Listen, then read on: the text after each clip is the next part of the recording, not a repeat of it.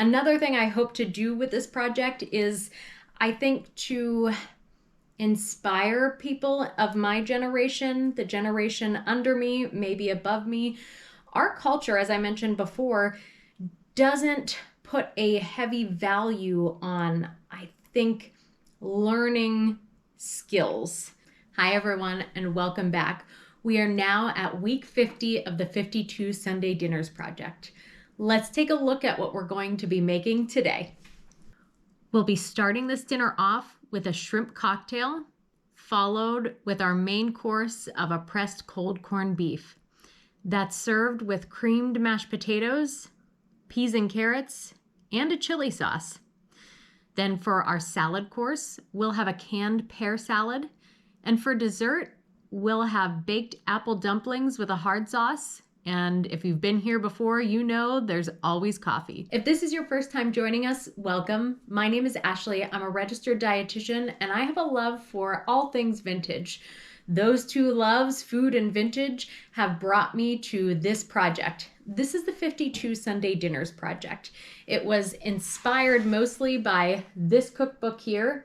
This is the Women's World Magazine 52 Sunday Dinners cookbook from 1924. Now, most of you have been here for several months and you know what this project is and the whole point of it. But if this is your first time joining us, or you've only been here a few times and you're not quite sure what I'm doing here, I'd like to just go over, I guess, the mission of this whole project so that you're not confused by what I'm doing. The first and primary point of this project was to build a community of people that remember some of these recipes. They remember their grandparents and their parents cooking these things that have kind of fallen by the wayside. It's a way for everyone to start talking about and sharing those memories, and globally building a community of people that remember these things, and it's a way to bond over them, maybe in a way that we don't do so much anymore with some of these older recipes. People really tend to share and bond and create this relationship around food with each other. With a lot of these recipes going by the wayside and our lifestyle today, where it's kind of rushing around, ordering food, nobody cooking, a lot of the bonding opportunities and ability to share memories around this is lost. And so I hope that this creates the ability, I guess, for us to build a community around that, for us to talk to each other, for us to share memories, see the differences in how our families used to make some of these recipes. Another thing I hope to do with this project is, I think, to inspire people of my generation, the generation under me, maybe above me. Our culture, as I mentioned before, doesn't put a heavy value on, I think, learning skills. Something that we have to do multiple times a day, all of us, is eat. And at this point, I think society is kind of centralized around eating out, ordering food in, convenience meals. And while that saves a lot of time and there is a lot of benefit to that, we've also lost a lot of our independence in cooking for ourselves. And you'll see that even as I am cooking in here. There are things that you're going to see and you're going to say, "Ooh, girl, come on. How did you not know that?" Or, "Why are you doing that? That was so stupid." Yeah, you're probably right. It probably was. And maybe I never developed that skill. And a lot of these recipes I really fail at.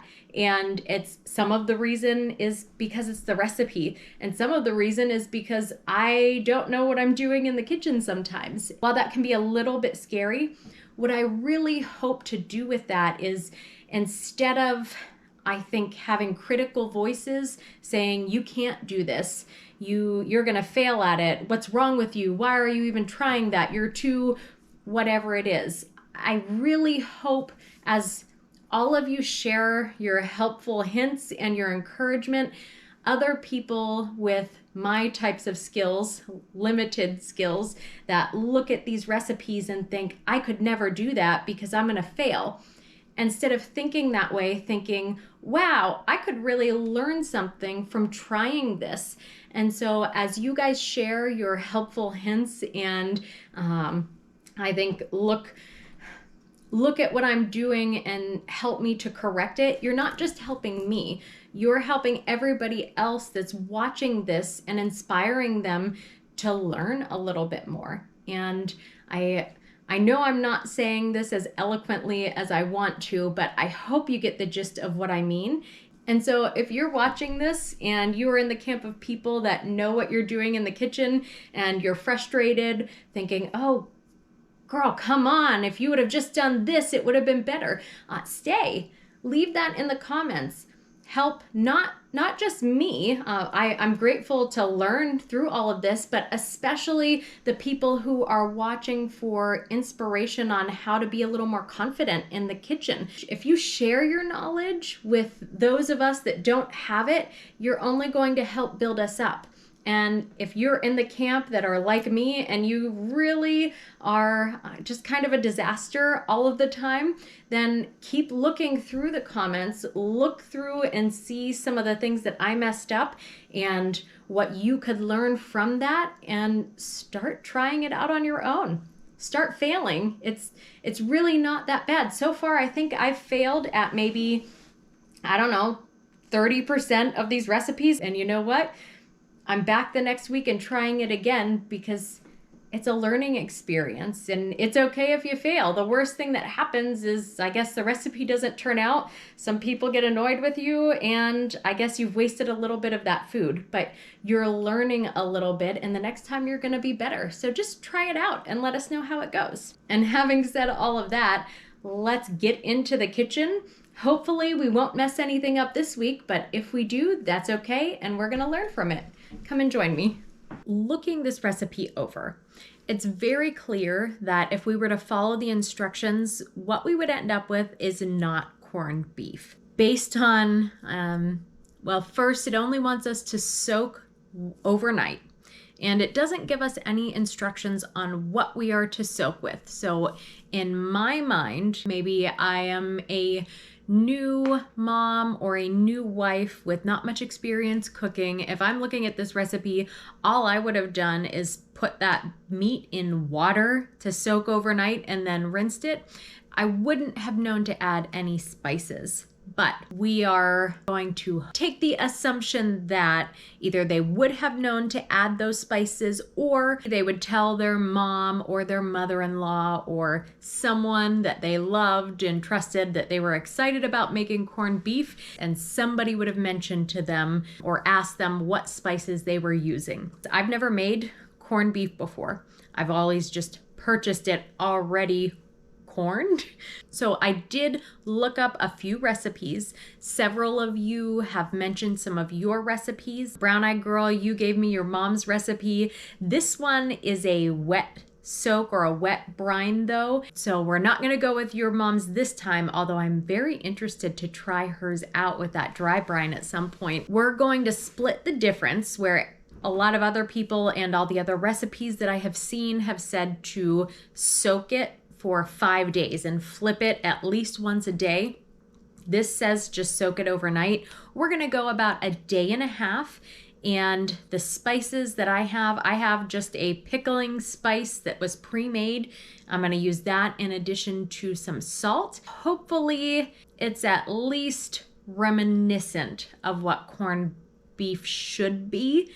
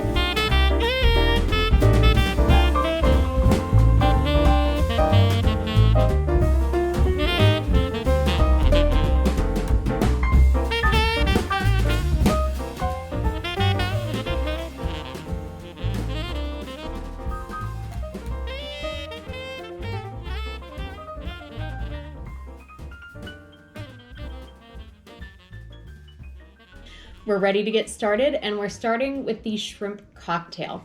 Now, I already know that I love a good shrimp cocktail. We tried lobster cocktail several weeks ago. I determined that after, I think that was like my second or third time trying lobster, and I just didn't like it. But I know that I'm going to like this shrimp cocktail because it's shrimp with cocktail sauce. It's going to be delicious. We made this cocktail sauce with the lobster before, and it's a little runnier, I think, than the normal cocktail sauce that I make at home. When I make it, all I do is mix a little bit of ketchup with probably equal parts or maybe a little bit more horseradish than ketchup, and then I just end it there. This has both ketchup and horseradish, but it has several other things. But let's give it a try here. It smells just like a shrimp cocktail. Shrimp cocktail's pretty hard to screw up unless you do something wrong with the cocktail sauce. It's pretty standard. It's just getting the shrimp cooked up and chilled. Yeah, it's delicious. This is a great way to start a meal. Next up is the corned beef, and we talked about this earlier. The recipe for this is not very promising. We did, I think, the best that we could without following the recipe exactly, but without compromising the recipe and just going completely rogue.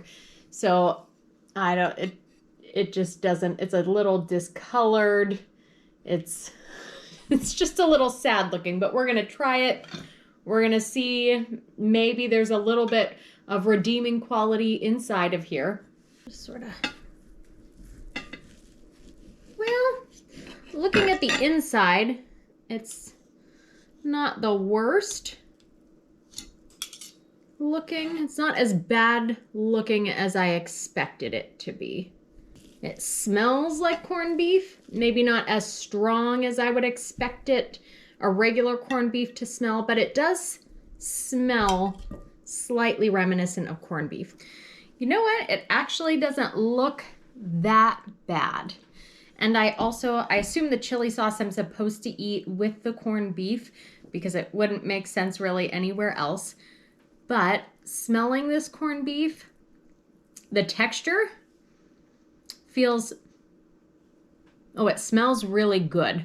And I don't even know that it smells like corned beef. What does this smell like to me? It does smell a little bit like corned beef, but like it's extra pickled. Like I'm definitely smelling more vinegar or some type of olive, or I don't know exactly what I'm smelling in there, but it's definitely reminiscent of corned beef, but also a little more pickled, more vinegary than any other corned beef that I have smelled before. As I was slicing through it, I really liked, I think, the pressing overnight of this meat. The texture of it as I was slicing it really became really dense. And I think when we bite into this, it's going to translate well. So let's give this a try plain, and then I'll try it with the chili sauce. The corned beef smells much better than it tastes. I think given a few more days, that flavor would probably permeate a little bit more. But just, I guess, giving it just that day and a half to really soak in was not even close to enough. And the smell is there, but the flavor is not. The texture is a little bit dry, but not bad. The flavor just is not there. And maybe that's what this chili sauce is for. Let's give the chili sauce a try with it.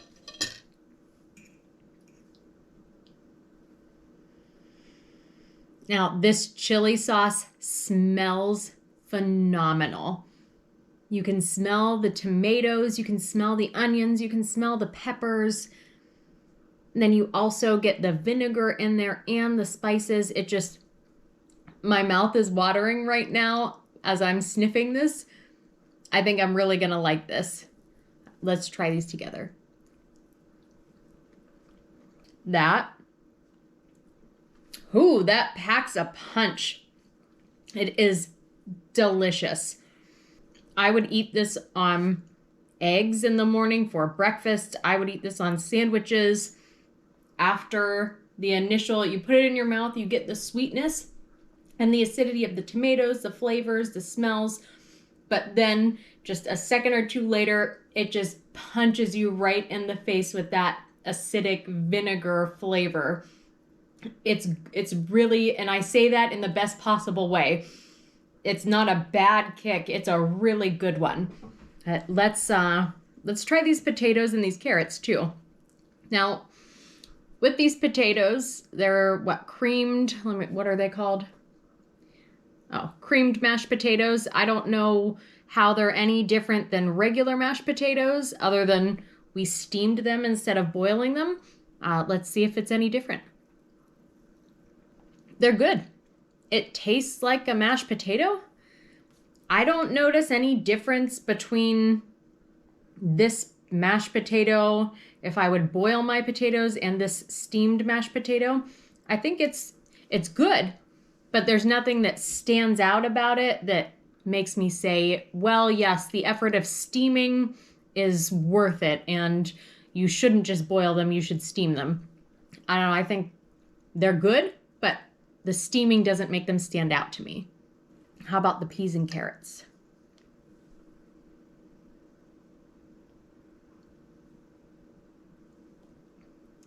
I definitely smell the carrots over the peas here. It smells really good. I don't get much of the herb parsley smell, for me at least, and I'm smelling them over top of this chili sauce, so I think I'm getting a little bit of that in there too, which is not unpleasant, but I like peas and carrots just on their own, but the sauce in there is pretty good. Ooh, you know what would be good? This chili sauce. This shrimp cocktail. Instead of the cocktail sauce, shrimp with some of this chili sauce. Let's give it a try.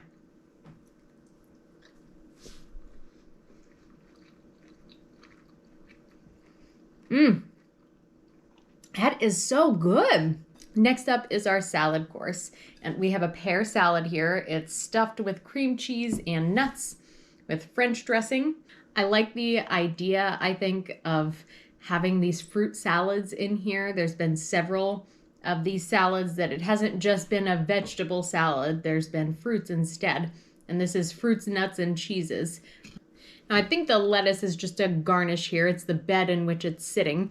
So we're going to try just the pear here with the cream cheese and nuts. It smells good. It smells like a pear. If I close my eyes and smell a pear, it always reminds me of wintertime, like a spiced pear or mulled pears. I don't know that in my memory that I have paired pears with cream cheese and nuts before, but it's pretty good.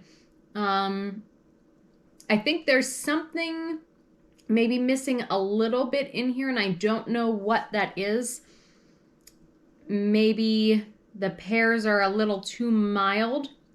Maybe I need a little less of the cream cheese and nuts. Let's do a little less cream cheese and a little more of just the pear. Yes, I think that was it. I think in my first bite there was a little too much of the filling and not enough of the fruit. If I made these again, I think I would do a little less of the filling in comparison to the pears. It's good, they're good together, but I think the cream cheese can kind of overpower the pear and you need just a small amount for it. At least, I guess for my taste or my opinion. Last but not least is the baked apple dumplings. We made the dough for the apple triangles before. And I think we've determined that that dough is not a good dough. So for this, I use just a store-bought pie crust, because I think we talked about this last week or the week before as well. We all know at this point, if you've been here more than a few weeks, that my baking skills still need a lot of practice. So in order to not fail this recipe, I use just a store-bought dough. There was not enough sauce. Like, it called for the 1/4 cup of water to be poured in there, and then sugar, and for it to continuously be basted until it turned a deep brown. And after the first few minutes, almost all of that water was evaporated. So there really wasn't a lot left over. It definitely was not like the apple dumplings that we made. It was one of the first weeks that we made, and they were delicious. But there definitely was not enough water in the sauce for this to turn out like that. Now, this hard sauce for these is also, I would not call this a sauce. I would call this more of an icing, if you can see that there. Whatever the sugar that was on there and that little bit of water, there was enough there for this to leave a hard shell though. I don't know if you can hear that. It's definitely a nice hard shell over this dumpling. And the apple has definitely cooked down. It just sort of squished right in there. So we're gonna go straight for the middle here. You can definitely smell that warm, buttery crust in there. You can smell the apples and you can smell the cinnamon. It pairs really nicely. Yeah, that's really good. I don't think you can really go wrong there. The pie crust, apples, cinnamon butter. It's hard to go wrong if your pie crust isn't abominable. But this smells like just straight up butter. So let's try this hard sauce in here. It's almost a little overwhelming. It's very sweet, very buttery, and the apple dumpling is already sweet, buttery. This, maybe having just a little bit of it is good. If you frosted this apple dumpling with this sauce, I think it would be way too much. A little bit I think is okay, but I think I actually prefer this without the sauce on it. Now, when I have corned beef, I think of things like cabbage or maybe a hash or something, not with creamed peas and carrots and mashed potatoes and a shrimp cocktail. So individually, this meal was pretty good, but generally as a whole, the cohesiveness of it, I might put it in the middle of the meals that I liked. Now, nutrition-wise, this meal was pretty great. We started off with the shrimp cocktail, and that's a really great way to start off with a nice lean protein, very low in fat, very low in carbohydrates. You start off with a seafood to start filling you up. That was great. And then we move on to corned beef, and traditionally the cuts of corned beef are a very lean meat. And so starting your second part of your meal is another lean protein. And with that, you have the chili sauce with all sorts of different vegetables in there. You have the creamed peas and carrots. So although it is a more starchy vegetable combination and you're adding a little bit of fat and everything in there, you do have that second round of vegetables there. Then you have the mashed potatoes and again, a nice starch, simple carbohydrate there. Next, you're pairing it with that salad. And the salad, in addition, if you eat your lettuce, you have a nice green there, and then you have fruit for the salad. So you've got several servings of vegetables already, then you have fruits, and then for dessert, your dessert has fruit in it as well. The fruit is surrounded by a pastry crust and covered in a butter sugar sauce or frosting, but Overall, I think this meal, nutrition-wise, was pretty great, especially for the time period. Cost-wise for this meal, it wasn't too bad. If this is a meal for 6 people, I think overall I might have spent maybe somewhere near $80 on this meal. And the corned beef should be enough. Now, mine, I only made a 3-pound roast, so that would go up a little bit. Maybe it would be somewhere near $90 to $100 if I were to have done a 6 or 7 pound roast like they requested. But if that were the case, there would be several more meals, sandwiches, hashes, whatever else you're going to do with that corned beef. But overall, for 6 people, I think that's a pretty affordable meal at the moment. As the weeks start getting closer to Christmas, these meals are getting a little larger and more decadent. For example, next week, we're going to be making grape juice sherbet and rock cakes. So if you'd like to see how those turn out, please join us next week. Bye. What is your all-time favorite dish, do you think? If you had to pick one dish. Eggplant parm. Oh, okay. I mean, eggplant. That was so easy. What? That was so easy.